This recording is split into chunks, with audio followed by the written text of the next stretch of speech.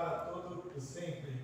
Hoje é o dia do Senhor, domingo, dia do qual nós nos reunimos para adorar ao nosso Deus, para glorificar o seu santo nome. Domingo é dia do Senhor. Domingo é o dia da gente se reunir como família de Deus, para juntos podermos adorar assim o seu santo nome. Que esse seja um dia da qual a nossa família, a nossa igreja possa ser colocada diante de Deus em culto e que o nosso coração possa estar voltado a Ele com todo cuidado. Vamos começar então lendo aqui um texto da Palavra de Deus, Salmo de número 13. Convido você a abrir a sua Bíblia e juntos vamos ler aqui o Salmo de número 13.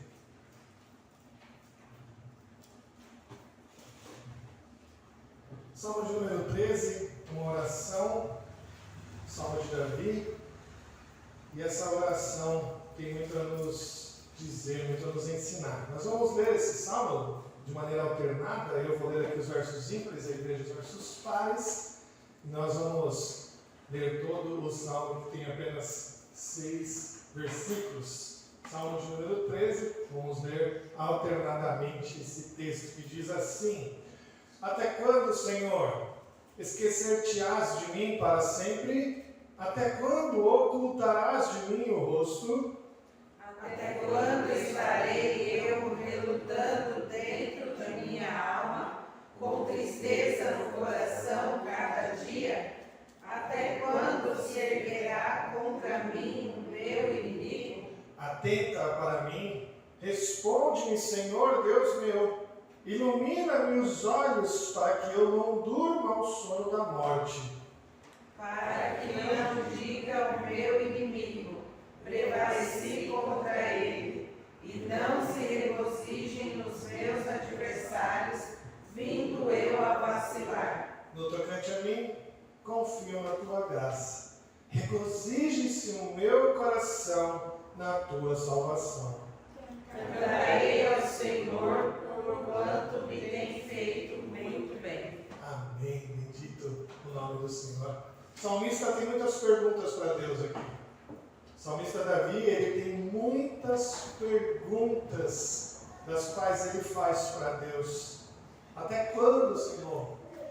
Até quando, Senhor, vai se esquecer de mim? Até quando eu estarei relutando dentro da minha alma? Até quando a minha alma vai sofrer? Senhor, até quando os meus inimigos vão prevalecer contra mim? Até quando?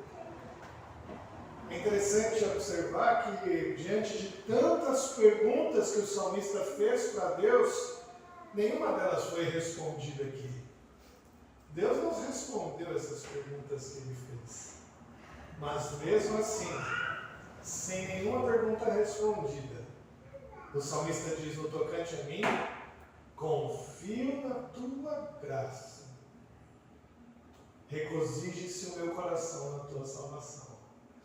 Que a gente possa, mesmo tendo ainda muitas perguntas hoje para Deus, muitas perguntas às quais Deus não nos respondeu, mas mesmo com essas perguntas, que a nossa alegria possa estar na salvação, que a nossa alegria possa estar na graça do Senhor e que o nosso coração possa se alegrar nisso. É isso que nós queremos e desejamos diante de Deus. Vamos orar? Senhor Deus, nós te agradecemos, Pai, porque o Senhor é bom para a nossa vida, Deus. O Senhor é bondoso, Pai. Obrigado porque o Senhor tem nos dado, ó Deus, maravilhas que vêm do Senhor e o nosso coração tem se alegrado a nós, ó Deus.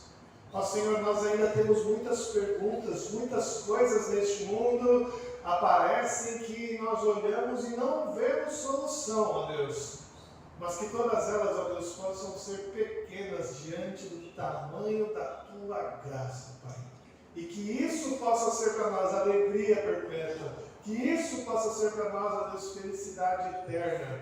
E que isso possa ser para nós, ó Deus, algo que nós devemos retribuir ao Senhor. Ó Deus, muito obrigado por isso. Que este culto seja um culto para o Senhor, que o teu nome seja exaltado, que o teu nome esteja à frente de todas as coisas e que nós possamos, ó Deus, de todo o coração cultuar ao Senhor nesta noite. Obrigado, Pai, por isso, em nome de Jesus.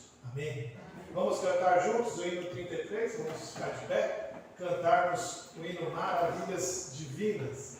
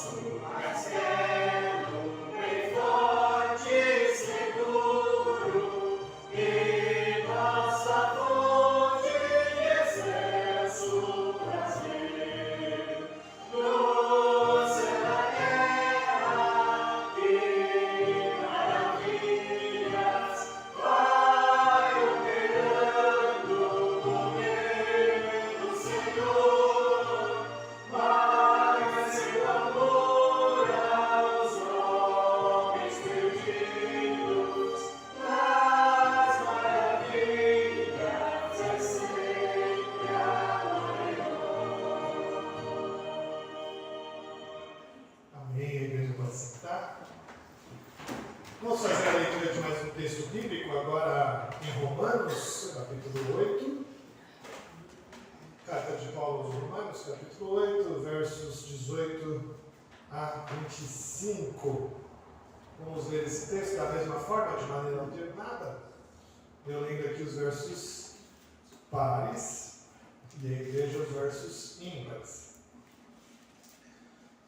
Romanos 8, 18 a 25. Diz assim: por certo que os sofrimentos do tempo presente não podem ser comparados com a glória a ser revelada em nós. Romanos 8. É responsivo. Sim. Romanos 8, 18 a 25. Agora o verso 19, vai. A ardente expectativa da criação aguarda a revelação dos filhos de Deus. Pois a criação está sujeita à vaidade, não voluntariamente, mas por causa daquele que a sujeitou. Na esperança de que a própria criação seja redimida do cativeiro da corrupção para a liberdade da glória dos filhos de Deus. Porque sabemos que toda a criação, a um só tempo, geme e suporta angústias até agora. E não somente ela, mas também nós, que temos as primícias do Espírito, igualmente gememos em nosso íntimo, aguardando a adoção de filhos, a redenção do nosso corpo. Porque na esperança fomos salvos. Ora, esperança que se vê não é esperança, pois o que alguém vê, como espera? Mas se esperamos o que não vemos, com paciência o aguardamos. Até aqui. Amém. Texto bendito de Paulo, do qual nos ensina um pouco mais sobre o sofrimento do tempo presente. Paulo vai dizer a nós no verso 18, porque para mim tenho por certo que o sofrimento do tempo presente não podem ser comparados com a glória a ser revelada em nós.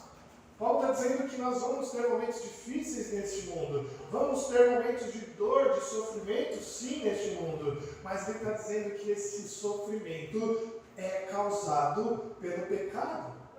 Ele não está falando do pecado que nós cometemos ontem ou antes de ontem. Ele está falando do pecado que o mundo sofre.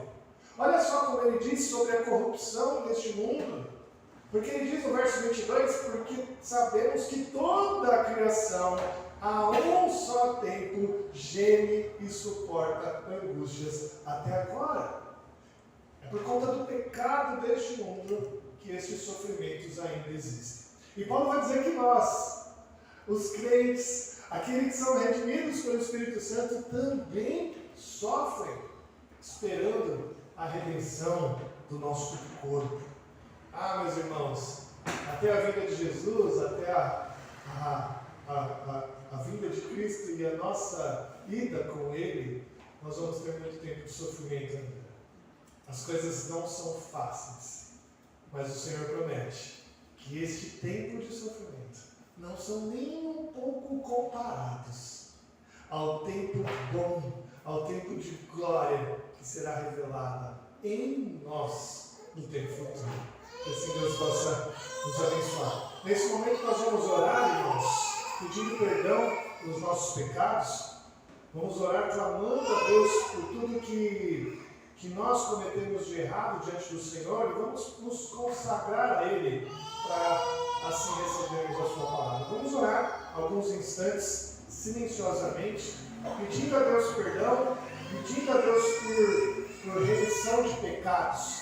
E depois de alguns instantes, vou pedir para o meu irmão Denilson que faça uma oração assim de consagração e de perdão. Vamos orar então? Senhor Jesus, diante da Tua presença, Pai, nós nos achegamos diante de Ti para Te louvar, Te bendizer o Teu santo e glorioso nome, Pai, que Tu és digno de toda a nossa adoração, de todo o nosso louvor, Pai, e nós chegamos diante de Ti, Pai, nessa noite também, e colocamos diante da Tua presença agora todos os nossos pecados, todas as nossas transgressões, e queremos, Senhor Deus, que o Senhor é fiel e justo para nos perdoar, Pai. Lava-nos de todo pecado, Pai. E se há em nós ainda pecado qual nós não confessamos diante de Ti, o Senhor coloca diante de nós, para que assim nós possamos confessar diante de Ti, ó Pai, para que assim realmente o Senhor esteja nos perdoando, ó Pai. Porque sabemos, ó Pai, que o pecado tem nos distanciado de Ti e já não queremos mais ser igual. Queremos ser perdoados, restaurados, ó Pai, para chegar diante da Tua presença. Para assim, meu Senhor, o Senhor está nos abençoando, o Senhor está nos ouvindo. Que o Senhor esteja derramando rica bênção sobre a vida dessa igreja, ó Pai, e todo ato desse culto qual nós consagramos para Ti possa ser aceito diante da Tua presença, como algo suave, ó Pai, abençoe, ó Deus, todo ato desse culto. E eu quero Te louvar e Te agradecer pelos pecados que o Senhor tem nos perdoado. Amém. E que assim o Senhor nos fortaleça, ó Pai, para assim não estar cometendo mais, ó Deus. Que nós possamos estar fortalecendo, ó Pai, a cada dia. Essa é a nossa oração e nós te louvamos e agradecemos em nome de Jesus. Amém. Amém, amém. Louvado seja Deus por isso, e certos do seu grande amor, da sua graça, da sua bondade. Nós vamos louvar a Deus agora com língua, com cânticos espirituais. Peço que vocês coloquem de pé para a gente cantar bem forte ao Senhor. E que aqueles irmãos que vieram prontos para trazer seus dízimos e ofertas, esse é o momento de trazê-los ao gasofilados. Vamos cantar então ao Senhor. Vamos cantar então. Esse cântico já cantamos aqui algumas vezes. Eu vejo a glória do Senhor hoje aqui. Que isso possa ser verdade diante da sua palavra em nós. Vamos cantar juntos então.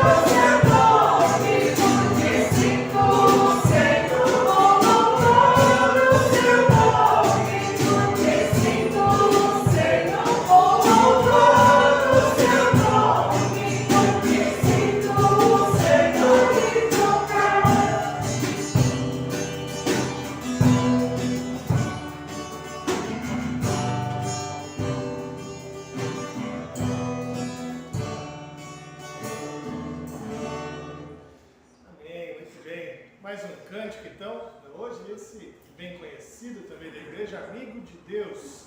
Não existe nada melhor do que ser amigo de Deus. Vamos cantar juntos também.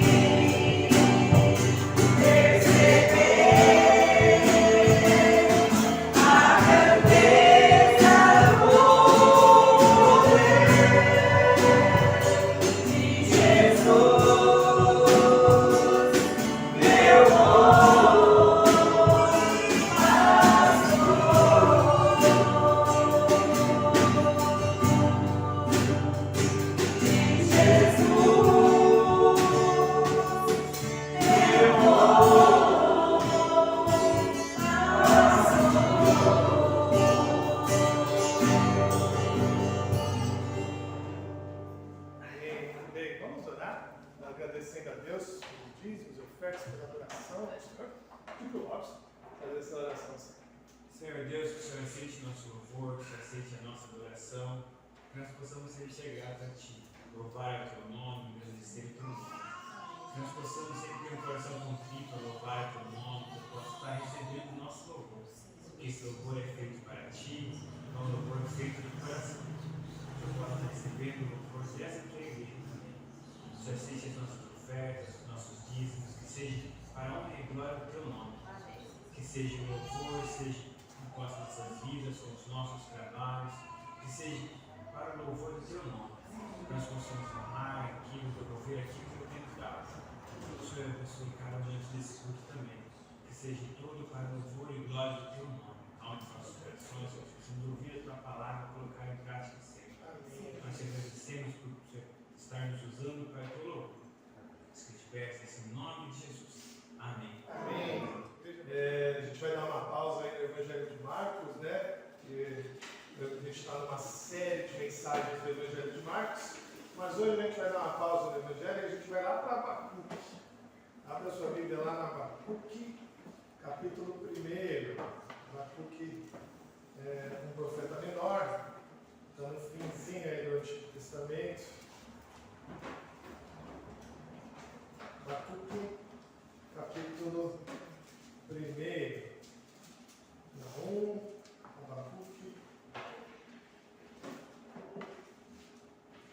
Abacuque capítulo 1, versos de 1 a 4. Eu tenho por tema dessa mensagem: cansado do mundo como ele está. Cansado do mundo como ele está. Abacuque viveu isso. Abacuque é um profeta que sentiu isso. E diante do seu sofrimento, diante da sua dor, ele nos ensina muito como caminhar assim. Abacuque, capítulo 1, versos de 1 a 4, diz assim para nós: sentença revelada ao profeta Abacuque: até quando, Senhor, clamarei eu e tu não me escutarás? Gritar-te-ei violência e não salvarás? Porque me mostras a iniquidade e me faz ver a opressão. Pois a destruição e a violência estão diante de mim. Há contendas e litígios se suscita. Por essa causa, a lei se afrouxa e a justiça nunca se manifesta. Porque o perverso cerca o justo, a justiça é torcida. Amém? Vamos orar? Senhor Deus, querido e eterno Pai, obrigado, Deus, pela Tua graça, pela Tua bondade, pela Tua palavra, que tanto nos instrui e que tanto nos ensina.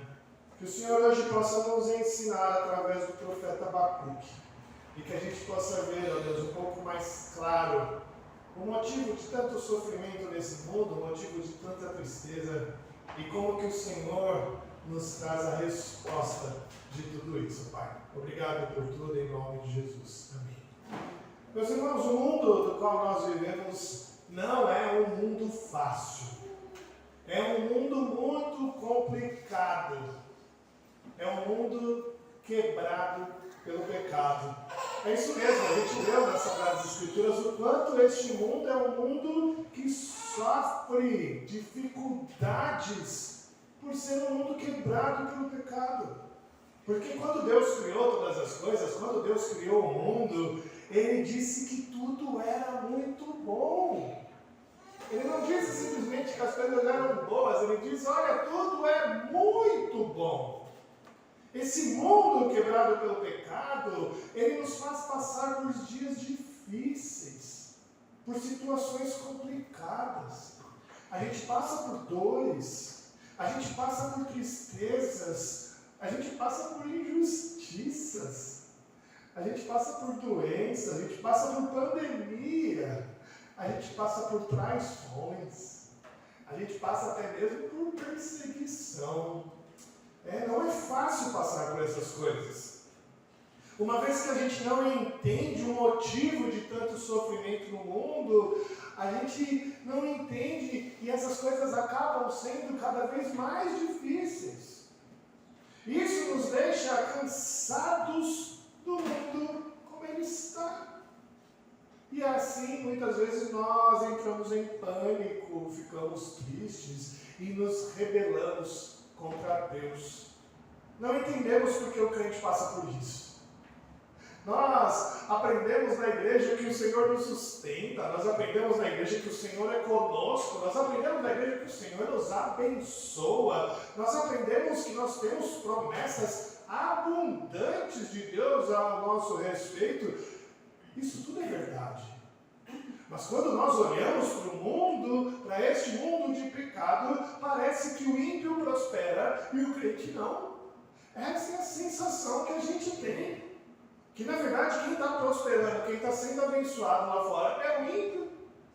E o crente não consegue ver isso. Meus irmãos, o profeta Abacuque sentiu exatamente isso. O profeta Abacuque estava passando por isso. E de fato, ele estava cansado do mundo como ele está. E Abacuque começou a duvidar da fidelidade de Deus. Abacuque começou a olhar para as promessas de Deus e ter dúvidas sobre elas. Quantas vezes nós também temos essas dúvidas? Diversas vezes. Todas as vezes que nós passamos por dificuldades, a gente pergunta para Deus: Deus, e aí? Cadê o Senhor? Por que isso está acontecendo comigo? O profeta Abacuque estava tão cansado, que ele questiona a Deus com muita ousadia: Senhor, até quando? Por quê? O Senhor não olha para mim? Eu estou gritando e o Senhor não está me ouvindo. Meus irmãos, essas perguntas de Abacuque têm muito a nos ensinar. E a gente vai aprender com elas que diante da dúvida sobre a fidelidade de Deus e o sofrimento que esse mundo pode causar, nós podemos também questionar a Deus. Podemos questioná-lo com toda intrepidez, com todo temor, porque Ele é santo e justo e Ele pode sarar as nossas angústias. Eu vou repetir. A gente pode aprender com Abacuque, sim, a questionar a Deus. Diante de todo o nosso sofrimento, diante de tudo que nós temos passado, nós, com muita intrepidez e com muito temor ao Senhor, nós podemos questioná-lo, porque Ele pode sarar as nossas feridas.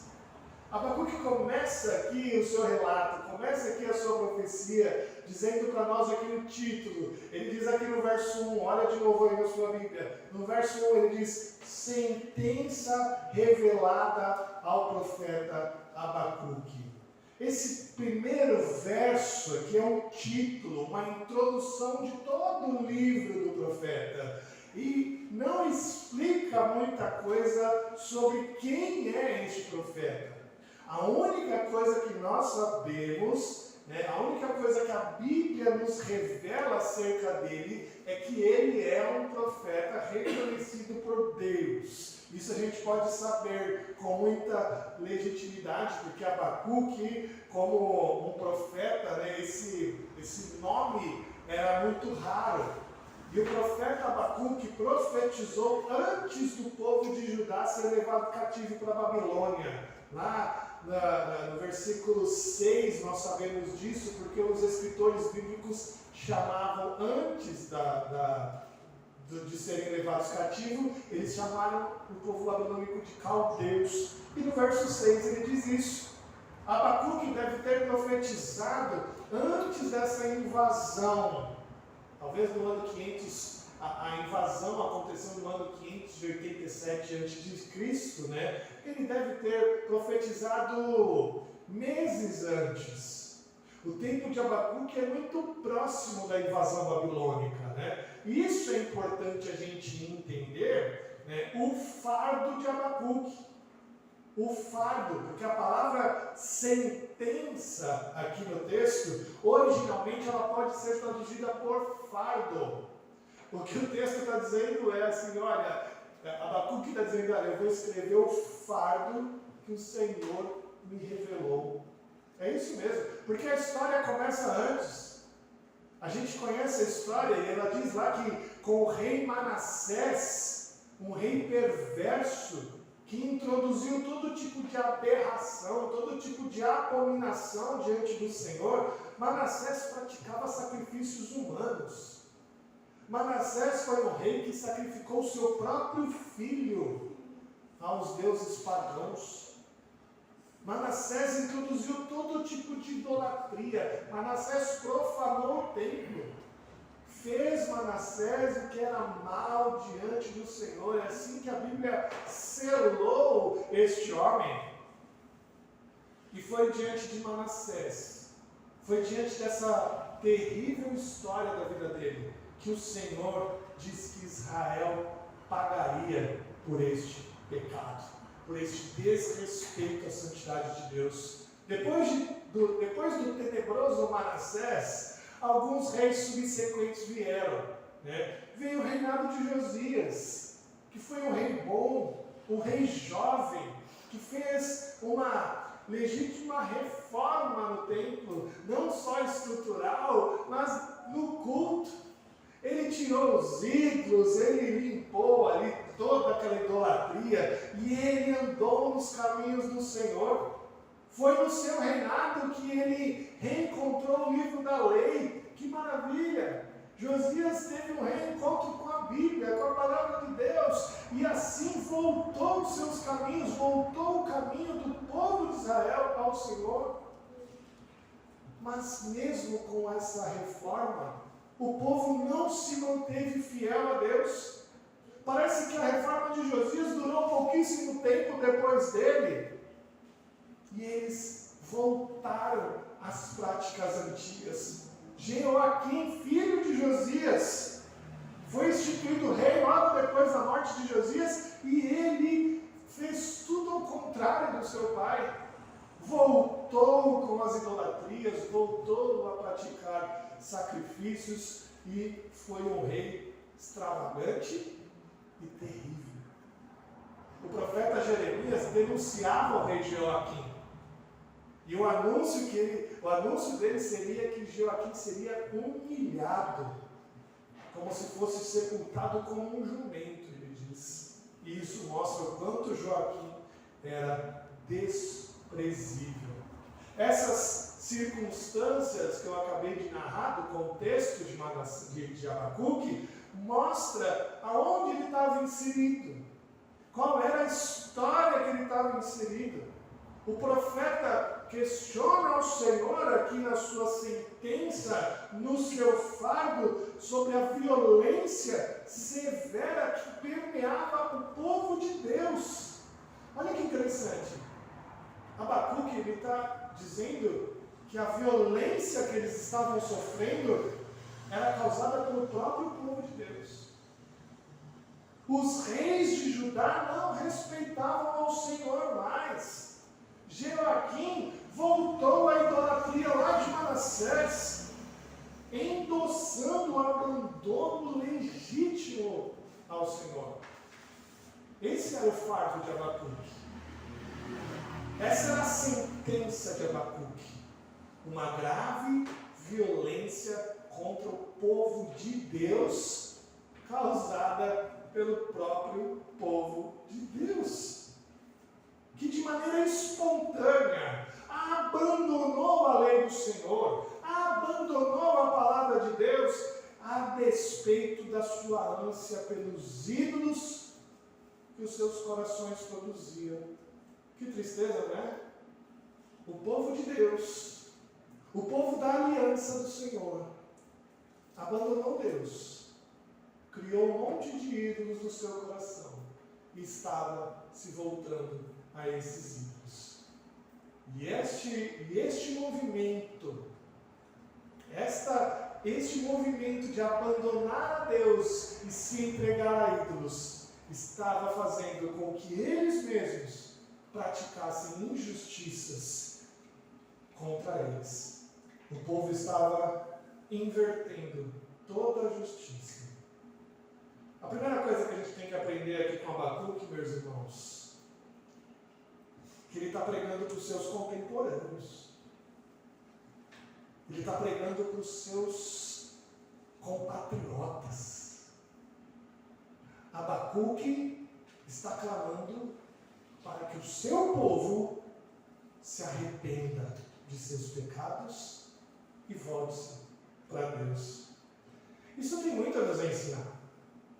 Porque diante dos dilemas que nós enfrentamos, diante dos problemas pessoais e mundiais que nós enfrentamos, nós temos a tendência de nos esquivar, de responsabilizar o outro, de culpar o próximo.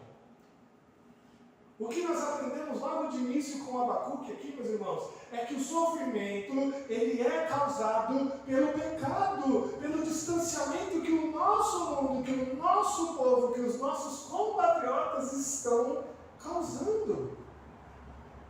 Somos nós que estamos endossando este abandono de Deus. É a nossa geração, é o nosso país que está distante de Deus e que tem que ficar claro na nossa mente é que a salvação, a única coisa que pode salvar este nosso mundo, a única coisa que pode salvar os nossos compatriotas, os nossos irmãos, é a salvação em Jesus Cristo.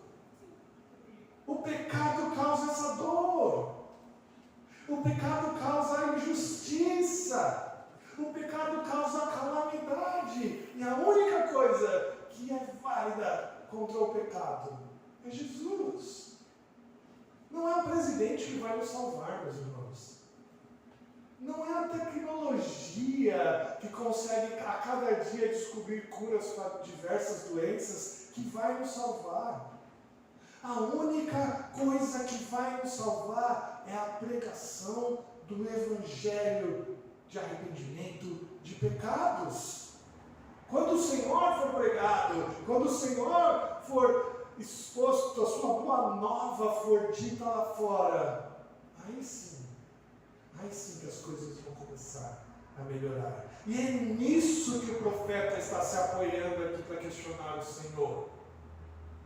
É nisso que nós devemos nos apoiar ao questionar o Senhor quando nós sofremos. O sofrimento que nós vemos o nosso país passar e tudo mais, nos deixa cansados do mundo como ele está. Nós podemos questionar a Deus, mas o que nós devemos nos amparar é na certeza de que a causa deste problema está no pecado. A primeira lição que esse texto nos ensina, então, é aprender a nos achegar ao Senhor e questioná-lo com intrepidez e temor diante da sua santidade e saber que o verdadeiro problema é o pecado que consome esse mundo. Não deixe com que esse mundo, meus irmãos, não deixe com que esse mundo embace a sua vista e faça você perder um pouco a noção da realidade, da verdade, do qual o problema que nós enfrentamos. Não acha que o problema da fome é simplesmente falta de comida. Não deixe esse mundo fazer você acreditar que o problema da insegurança é o problema de leis frouxas. O problema está no pecado, que torce a justiça, que faz a gente ir contra o outro. O problema está no pecado, dentro do nosso coração. E se não for o arrependimento, se não for o Evangelho pregado, nada vai ser solucionado. A segunda coisa que nós devemos aprender, então, assim, o profeta, ele se aproxima do Senhor e ele faz a sua queixa. Abacuque faz uma queixa assustadora aqui, diga-se de passagem.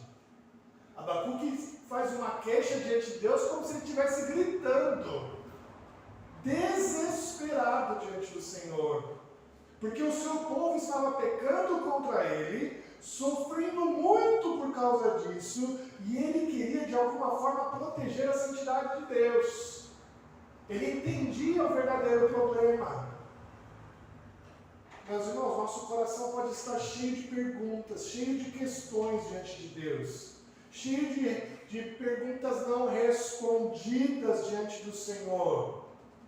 E tais questões, elas são lícitas, são boas para serem feitas diante de Deus, mas a gente tem que tomar cuidado com uma coisa: se a gente não entender o verdadeiro problema do nosso mundo, as nossas questões vão ser meras reclamações. A gente não vai saber perguntar. E o problema disso é que as nossas reclamações, elas têm uma tendência a virar murmurações. Apenas murmurações diante de Deus. Nós temos a tendência, primeiro, de reclamar com quem não é devido, não é verdade? A gente nunca reclama com quem é o causador do problema. A gente nunca reclama para a pessoa certa. A gente vai falar com a outra. Não é? O exemplo disso é que quando a gente tem essas questões diante de Deus, a gente normalmente não fala com Deus.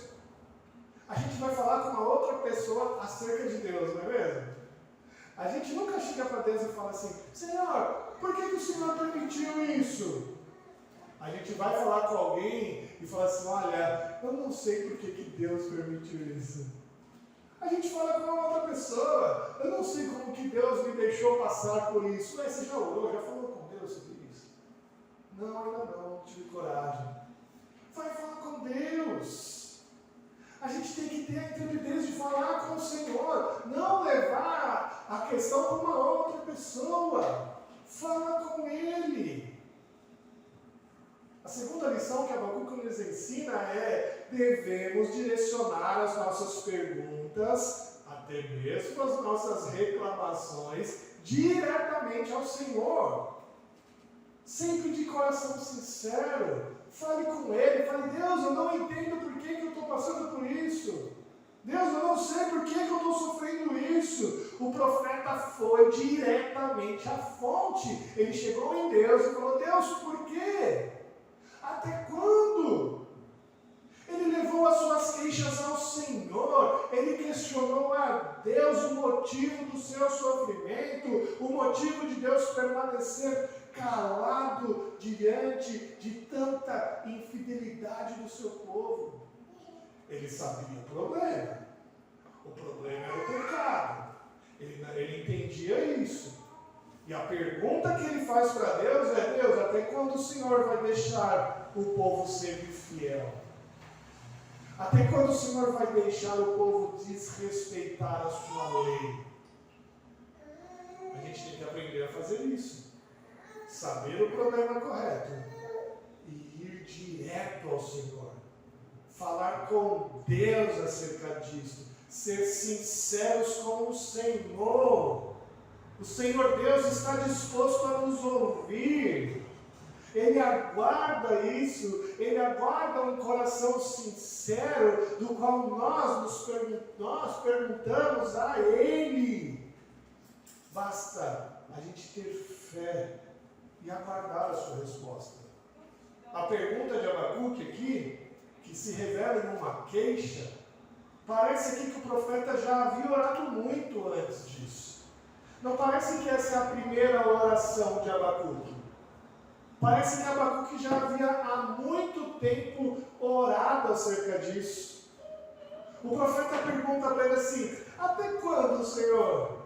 Até quando eu vou clamar sobre isso? Isso mostra que Abacuque já havia orado sobre esse assunto diversas vezes diante de Deus.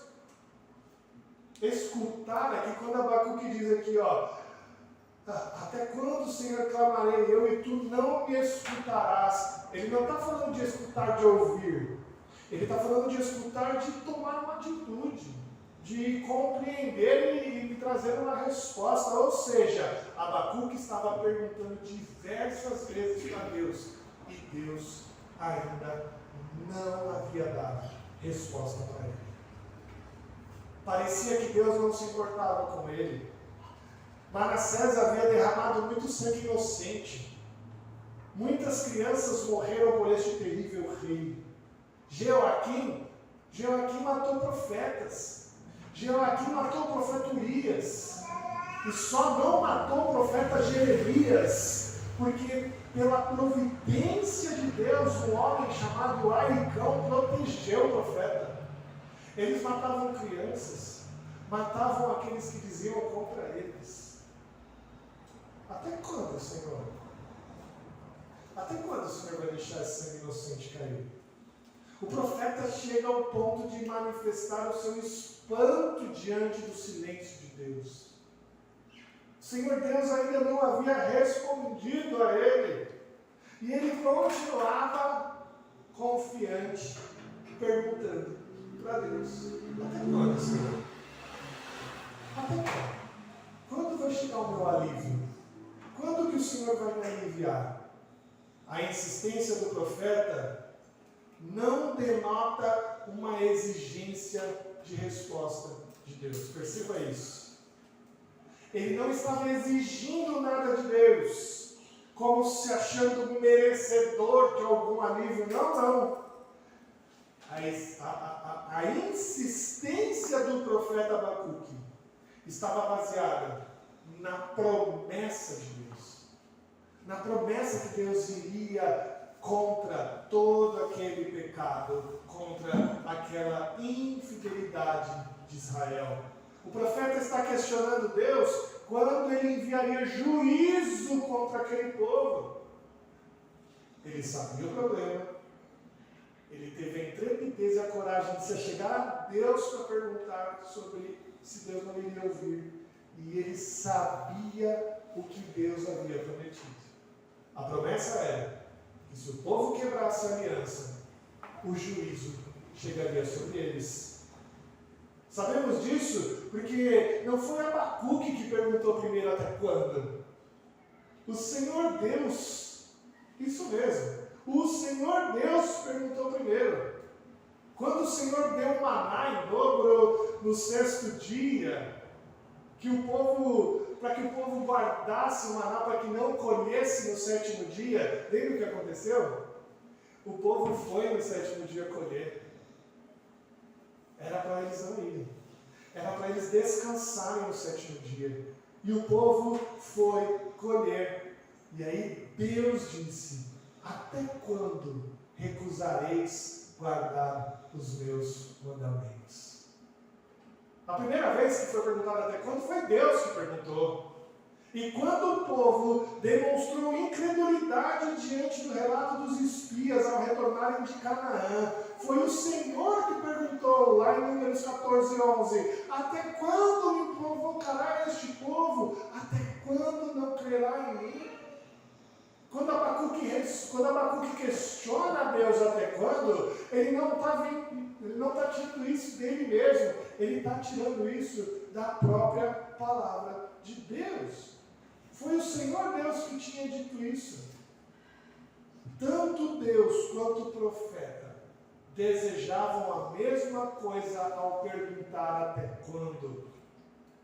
Eles desejavam que o povo se arrependesse e voltasse do seu caminho ao Senhor. Eles desejavam arrependimento. Eles desejavam que o povo fosse sarado dos seus pecados. Eles entendiam que toda dor, toda injustiça, toda perseguição, toda doença era causada pelo pecado. E que a única coisa que livraria eles era o arrependimento de pecado. Será que quando nós estamos sofrendo, o nosso desejo é esse? De que o mundo seja curado pelo Evangelho do Reino? Ou será que quando nós estamos sofrendo, a única coisa que a gente quer é alívio da dor? Quando nós entendemos de onde vem o sofrimento e questionamos ao Senhor com todo respeito, com todo temor, nós podemos saber o porquê de sua demora em responder. Porque o Senhor é longânimo. O Senhor espera que todos se arrependam. Esse é o motivo de Deus parecer não responder às nossas orações. Porque diante da maldade do mundo, diante da dor que nós sofremos com a injustiça, com a perseguição, com a dor que esse mundo traz, é diante dela que nós devemos clamar a Deus. E Deus não respondeu ainda, porque Ele quer que todos se arrependam. Paulo disse isso a Timóteo, não é mesmo? Que nós precisamos orar por todas as pessoas, e ele afirma lá em 1 Timóteo 2, 3 e 4 assim: isso é bom e aceitável diante de Deus nosso Senhor, o qual deseja que todos os homens sejam salvos e cheguem ao pleno conhecimento da verdade. O Senhor deseja que todos se arrependam. O Senhor deseja que todos sejam salvos. O Senhor deseja que todos conheçam o Evangelho. A única coisa que pode trazer paz e a solução para as nossas dores. Esse é o motivo da demora de Deus em responder. Diante do sofrimento de toda a humanidade, diante do sofrimento de todos os homens, Deus está sendo misericordioso, esperando que eles se arrependam. E nós, como igreja, nós devemos desejar isso. Quando a gente vê as dores, quando a gente vê os sofrimentos, nós devemos orar para que o povo se arrependa, para que eles se voltem ao Senhor. Nossas questões, irmãos, são legítimas. Nossas dores são legítimas. E nós já temos uma resposta certa para essas perguntas. O Senhor Deus é justo, Ele é longânimo e Ele vai esperar o tempo certo de julgar todas as coisas, mas Ele vai fazer justiça sim. O Senhor vai cobrar dos que desrespeitaram a sua palavra. Ele vai trazer conforto e consolo aos que sofrem nas mãos dos homens maus. A gente pode confiar nisso. Você lembra lá dos mártires de Apocalipse? Quando João lá encontra os mártires, ele diz assim: até quando, ó soberano Senhor? Os mártires dizem, né? Até quando, ó soberano Senhor, santo e verdadeiro, não julgas nem vingas o nosso sangue dos que habitam sobre a terra? Os mártires são aqueles que morreram pela sua fé, aqueles que não negaram a sua fé e foram para o céu. E lá no céu eles questionaram a Deus: Senhor, o Senhor não vai nos vingar? Nós morremos porque nós não negamos o teu nome. Até quando, eles dizem, ó soberano Deus, não julgas nem vingas o nosso sangue? E a resposta do Senhor foi o quê? Então, a cada um deles foi dada uma vestidura branca, e lhes disseram que repousassem ainda por pouco tempo, até que também se completasse o número dos conservos e seus irmãos que iam ser mortos, como igualmente eles foram. O Senhor Deus disse a eles que eles esperassem por mais um pouco de tempo, até que todos se completassem, aqueles que iriam ser salvos e mortos como mártires. Meus irmãos, diante desse grito do profeta, dessa queixa por violência, ele demonstra grande maturidade na sua fé. Ele diz no verso 4 o seguinte: por esta causa a lei se afrouxa e a justiça nunca se manifesta, porque o perverso cerca o justo, a justiça é torcida. O profeta declara algo muito interessante aqui. Ele diz assim, ele afirma de forma bem categórica que neste mundo de pecados a justiça nunca se manifestará e que o perverso é mais numeroso que o justo. E por isso a dor continua. E por isso a maldade se impõe. Porque ela é maior. Meus irmãos, a maldade sempre existirá neste mundo e por conta disso nós vamos sofrer ainda muitas coisas, muitas injustiças. Somente aqueles que amadurecem na fé podem entender tal coisa continuada neste mundo. E somente os maduros na fé vão entender isso e passar confiantes em Deus. A lei deveria ser o alicerce da ordem divina para a nossa sociedade. A lei deveria ser o que refreasse o mal. Mas ela é afrouxada, ela é torcida, porque a maioria é mal. E é diante disso que o profeta fala e questiona Deus. E ele diz lá no verso 2, no capítulo 2, verso 4, volta na sua Bíblia, uma página. Capítulo 2, verso 4. E ele diz: eis o soberbo, sua alma não é reta nele, mas o justo viverá pela fé. Aqui está a resposta, meus irmãos, para uma vida neste mundo de caos. Aqui está uma resposta para uma vida num mundo quebrado pelo pecado. Uma vida onde a maldade é maior, a injustiça é certa. O justo viverá pela fé. Precisamos clamar a Deus, meus irmãos, e nos manter mais firmes à sua palavra, para que de fato a gente amadureça, para que de fato a gente possa viver pela fé, para que de fato a gente possa viver baseado na certeza de que a única solução neste mundo é o Evangelho, e é nele que nós devemos nos alicerçar. É nisso que nós devemos ter paz. É nisso que nós devemos nos regozijar. Não no que estamos vendo hoje, porque a fé é a certeza de coisas que se virão. É nela que a gente deve ser amparado. A nossa justiça não é desse mundo, a nossa justiça virá no Senhor. Uma vida livre de dor não é neste mundo, é uma vida na fé no Senhor que trará alívio das nossas dores. Mesmo parecendo que Deus não está respondendo às nossas perguntas agora, mesmo parecendo que Deus não ouve as nossas orações, mesmo parecendo que neste mundo quem prospera é o ímpio e o crente desfalece, o que a gente tem que fazer é o que Abacuque nos ensinou: o justo viverá pela fé.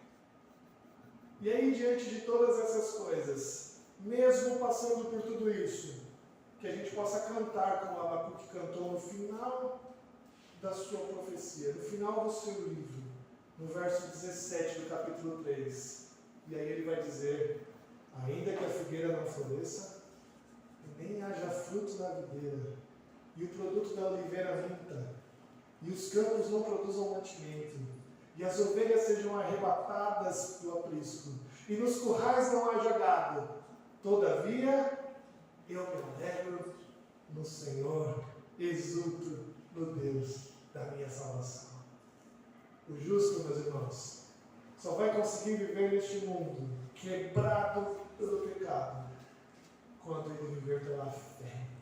E acreditando assim no Senhor, ele vai ter alívio das suas dores. Que Deus possa nos abençoar. Vamos cantar o hino, vamos ficar de pé, cantar o hino 159.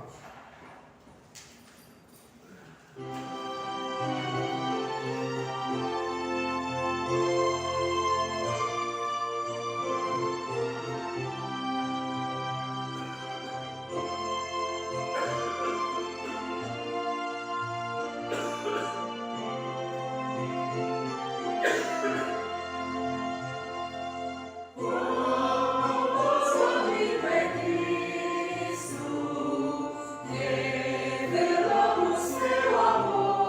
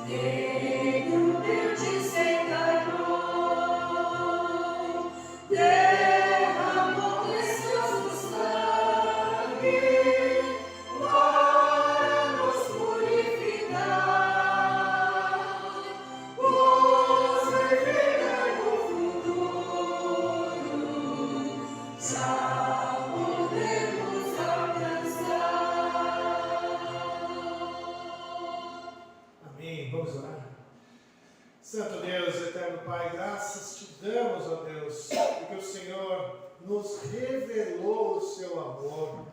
Obrigado a Deus, porque nós podemos, assim como o profeta Abacuque, ó Deus, viver pela fé, sabendo, Deus, que o Senhor que vai trazer a solução para este mundo quebrado, que essa solução veio através de Jesus, ó Deus, que morreu por nós e nos deu a vida eterna, ó Deus. Que possamos confiar nisso, confiar nesta promessa a cada dia e ter em Cristo Jesus, ó Deus, a firmeza de que nós temos um bom amigo que caminha conosco neste mundo de dor. Ó Deus, não deixa com que as dores deste mundo façam-nos esquecer tão grande amor. Não deixa, ó Deus, que a injustiça que este mundo traz nos faça esquecer que o Senhor ainda está no controle de todas as coisas e que nos ama, ó Deus, e que nos guarda e que nos protege, ó Pai. Ó Deus, não nos faça esquecer que as dores do presente momento nem se comparam com a glória que virá, ó Deus. Que a gente possa confiar nisso, que a gente possa ter a certeza, Deus, de que Cristo Jesus fez boa obra em nós. E que diante de tudo isso, possamos ser curados por Cristo Jesus, possamos ser sarados pela sua boa mão, possamos confiar na justiça que vem do Senhor e não deste mundo, ó Deus. Obrigado, ó Pai, por saber, diante da Tua palavra, o quanto o problema deste mundo pode ser resolvido por Jesus Cristo, o Salvador. Nos ajude, ó Deus, a compreender todas essas coisas. Nos ajude, ó Deus, a que essas coisas entrem no nosso coração, ó Deus, e gerem frutos. Que isso possa entrar no nosso coração, ó Deus, de maneira poderosa e gerar frutos de arrependimento, frutos, ó Deus, de cura física, ó Deus, frutos, ó Deus, de uma transformação de vida, frutos, ó Deus, de uma vida da qual expresse a Cristo com maior amor. Ó Deus, nos ajude como igreja nisso, faça a nossa igreja ser revigorada no amor de Cristo Jesus, faça com que a nossa igreja possa voltar a brilhar essa luz de Cristo com maior intrepidez, faça-nos, ó Deus, ser uma igreja que professe a Tua palavra, Deus, com maior clareza, com maior amor, com maior vontade, com maior respeito, ó Deus, com maior intimidade. Nos ajude em tudo isso, ó Pai, nós te pedimos. Abençoe-nos, ó Pai, aqui nós que estamos hoje, que aqui possa haver cura, que aqui possa haver restauração, que aqui possa haver transformação de vida. Mas abençoe também aqueles irmãos que não vieram hoje, cuida deles, ó Pai.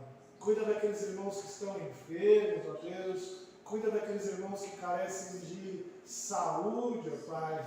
Abençoe a Iracia, ó Deus, que não se sentiu bem, que o Senhor possa cuidar dela, ó Deus. Abençoe seu Davi, Dona Nivalda, ó Deus, que o Senhor possa restaurar os seus corações, trazendo a eles saúde, revigor espiritual. Cuida de cada um deles, ó Pai, que não puderam vir hoje. Cuida da saúde da Rafaela, da Adriana, os meninos, ó Deus, que ficaram uma semana complicada de saúde. Que eles possam ser abençoados pelo Senhor em todo o tempo, ó Deus. Ó Senhor, nós te agradecemos e pedimos que o Senhor nos dê uma semana repleta de Tuas bênçãos, ó Deus. Que o Senhor possa trazer sustento a todos nós. Traga trabalho àqueles que carecem, traga clientes àqueles que precisam, traga sustento àqueles que estão carecendo, ó Deus, nós te pedimos. E que o Senhor nos proteja, Pai, nos faça voltar agora às nossas casas em segurança, e que a sua boa mão protetora possa nos salvar de todos os males, ó Deus, que esse mundo traz nesta semana. Nós te agradecemos tudo isso em nome de Jesus. Amém. Amém. Querida família de Deus, aqui reunida, ide em paz, ide em paz. Que o Senhor Deus, o Deus da aliança, ilumine o seu caminho. E que o amor do Pai, a graça do nosso Senhor Jesus Cristo e a consolação do Espírito Santo de Deus esteja com você aqui hoje e para todos sempre. Amém.